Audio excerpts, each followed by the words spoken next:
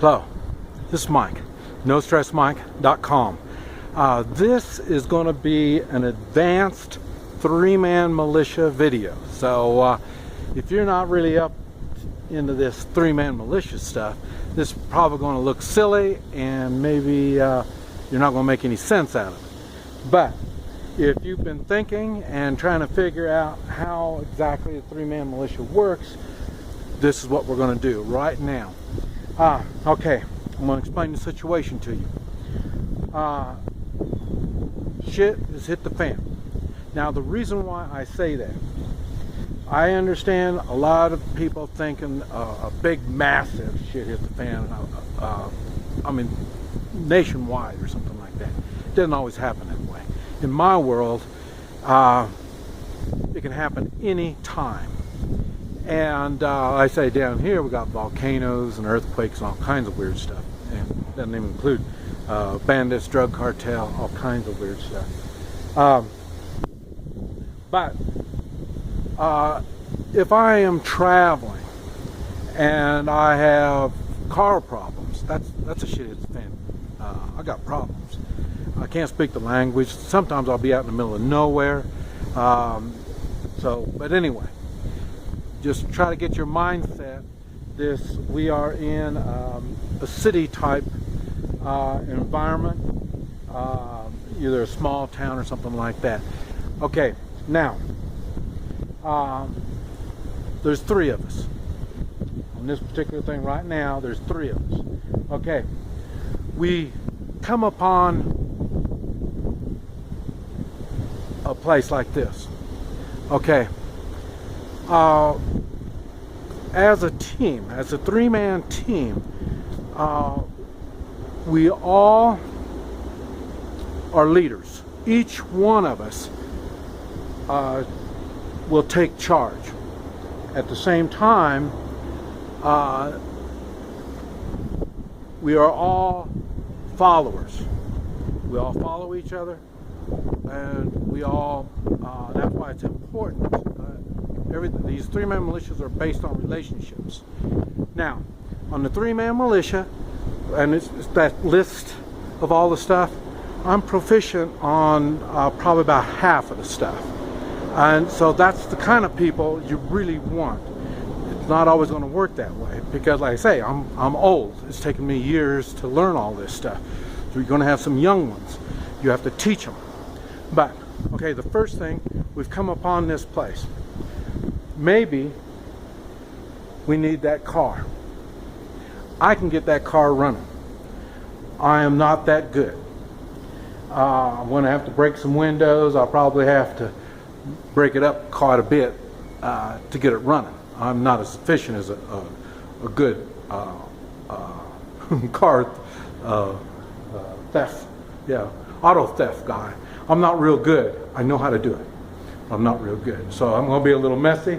It'll be a little noisy. It'll take me some time. And in R3, if the other two doesn't know how to do it, they're going to be watching me how to do it. They're going to be watching to see how to do it. If they know how, if someone knows how to do it faster and better than me, then good. They can go on and do it. And then the rest of us will take care of the security while, like I say, we're commandeering this vehicle. We should be able to do it in most any vehicle. Okay, another thing is this building. Now we need to make entrance into this building. And you see there's different ways. A door. See, it's a steel door. I don't know if you can see it, but it's a steel door. Bars on the windows. Down here, the buildings are built to keep people out. One thing that I learned when I was training SWAT teams, there's no place I can't get into. And so that's what I'm saying. One of us will take the lead. They'll have a better idea on how to get into this place. And that's going to be the one that will take the lead at that particular time. Okay. Now, first we have to find out if there's people even in this house. there might be people just like us that they're stranded here after the shit hits the fan, and they are these kind of people, and you know them. I'm not going nowhere. This is the last place I'm going to be is right here. They might be in this place. Okay, now, so we're going to have to make entrance in here. First thing we have to do is find out if they're friendly or if they're not. And this is what I talk about when people say, well, I'm just going to shoot you when you come. Okay, if we try to get in here and we knock on the door and they start shooting, depending on the circumstances, if we're out here in the middle of nowhere and we're desperate, we will go on and make entrance and do what we have to do to take charge of the area. Okay. And like I say, so we're going to be working together to figure out who knows best on that particular situation on getting something done. And we're going to rely on that person to take the lead for that particular circumstances. All right. Now, so we have to figure out some way to get in here. First, we have to find out if there's people and if they're going to work with us or not. And this is what we want to do. We're just looking for something to eat, some shelter and stuff like that. We'll work out a deal with it if we can. If not, well, then we'll do it other ways. Okay, now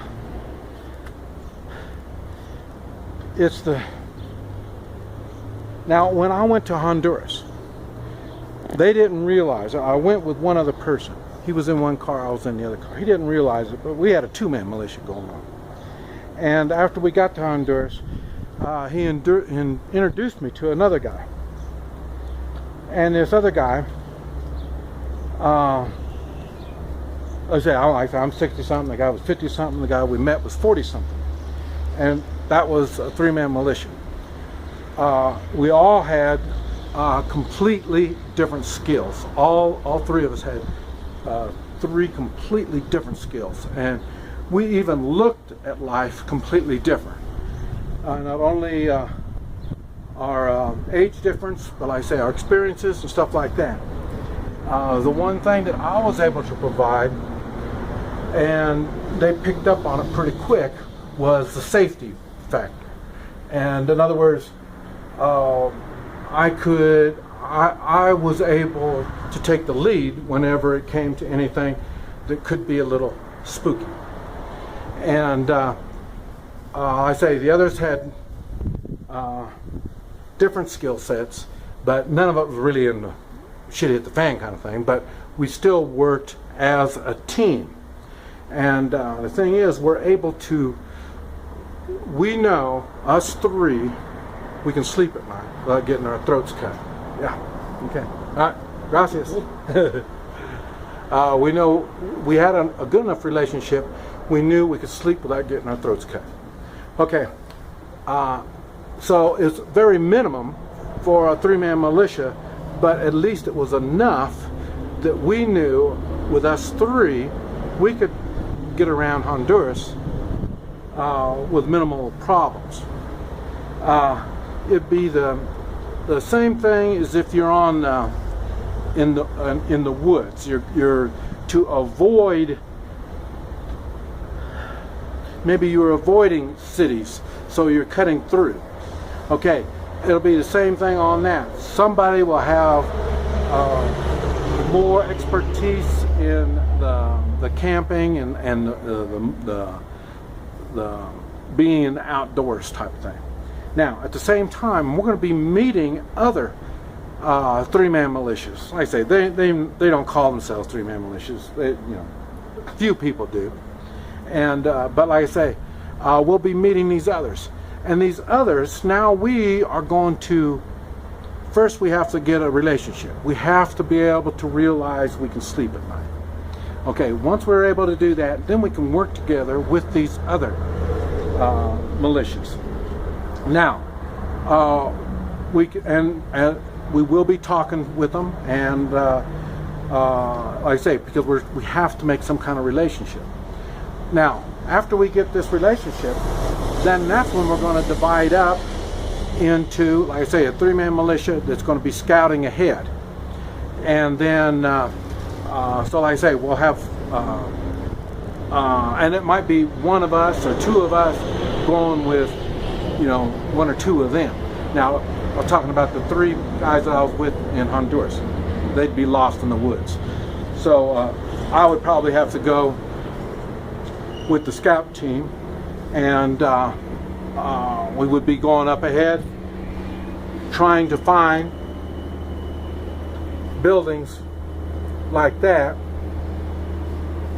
where we could find shelter and see if there's stuff there that we need. Okay, at the same time, we're going to be meeting more people in these houses. Some of these people will be moving, wanting to leave the house. I mean, their only option was, I want to stay here, I'm not going nowhere. And now they find out, well, they can't stay here. They're vulnerable. Okay, now, so we may go on and take them in. And and I made videos talking about the refugees when you have women and children coming. So these are things that you're going to have to think on when you are traveling such as that. And so every place you come to is going to be either a threat or something positive. You'll be able to get something positive out of it. I've talked about when I've had contact with the drug cartel, and it ended up my services in the way of the Hoi Chi, taking away pain. They led me to their boss guy. So I was able to find shelter and food and all that stuff, that, no big deal. I wasn't a threat. I wasn't considered a threat to them because I was helping them. I had skills to help them. And so, but like I say, so I went from there to moving on. I would do the same thing if I was traveling with other people. And it doesn't matter if you're doing short, going across, like I say, just through the woods, this kind of stuff, or like in my particular case, I go from country to country, and like I say, when I get back to the States, I'll be going state to state and stuff like that. You're really vulnerable when you're traveling, really vulnerable. So you really have to, before you decide you're going to head out to, Uncle Ben's out in Colorado or something like that, it's best if you know for sure Uncle Ben's going to be there. That's where it comes into the shortwave and communities. Like I say, you're taking care of your local community, and your local community should have some kind of shortwave communications. So in other words, before I'm going to go out to Uncle Ben's, I'm going to get a hold of, like I say, like one of these houses that we were at. Ends up they were already an area like I've got together in Oklahoma. And so in other words, I didn't come as a threat. I really don't want to be a threat. I really want to work with people. And and I'll do my best to do it. And that's where we come back with the meet and greet group. The meet and greet, they've got skills where they can communicate with people without looking like a threat. I mean, when you find 6, 10, 12 men armed, you may consider them a threat. You'd have just cause. But if you have a good meet and greet group, a meet and greet team, then they can explain the situation and make sure everybody understands you're not a threat. And like I talk about skills, I'm back to my Hoi Chi skills.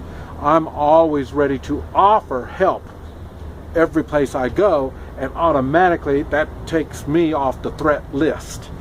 And so that's why you need to have multiple skills, and you need to have some skills that benefit others, because it's that being a benefit to whoever it is that you're coming to, that's what's going to open doors for you. If you don't have the benefits to share, that means you're going to have to be busting doors. Now, when you're busting doors, you're turning into a threat. And like I say, down here, it's better not to become a threat. Like I say, if my car was to break down, and like I say, there's 3 of us, and we're decided to abandon the car and move on and stuff like that, we don't really want to be as a threat, because like I say, now this isn't completely shit at the fan, but it is to me. And like I say, so if I was to make people think I'm a threat, they're going to be calling the police. And the police, you don't want to get involved with the police or the military. And that's what I'm saying. When you're traveling, it's going to be a tough one when you're on the road, especially when you're going to be armed, because they don't like armed people. They want to disarm everybody. And in a shit hits the fan, guaranteed they're going to be disarming you. So you want to avoid any type of authority that comes around. That's what makes the 3-man militia such a great system, because the 3-man militia is the #1 authority.